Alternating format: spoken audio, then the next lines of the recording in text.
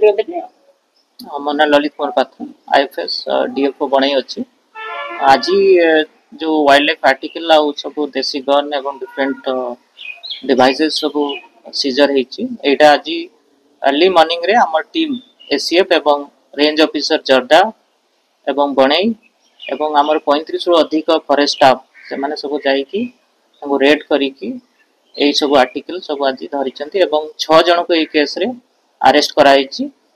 आम गुरुंडिया एरिया रो जो जर्दा रेंज अच्छी से रेंज रे केलु एवं मजोटिमा गाँव रो 4 जन को अरेस्ट कराइछि एवं नेबरिंग जो संबलपुर डिस्ट्रिक्ट अच्छी सेठू भी 2 जन को अरेस्ट कराइछि केस रे।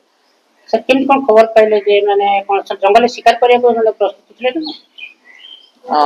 आमे प्राय 1 मास हैला मानको गतिविधि आमे विशेष सूत्र रु नजर रखुतलु एवं आमे विशेष गतकाली मध्य जानि पारलु जे माने पुणी किछि शिकार करिया पई बाहरिबे सेति पई आमे आम पर्सनल जाई कि सेटा केमति न करि परिबे एवं केमति आरे अप्रेंशन करि परिबे से ऊपरे आमे एक्शन नै। सर कोन सुने मति मोटरसाइकिल जब्त हेछि माने आ किछि गाड़ी जब्त हेछि खाली मोटरसाइकिल?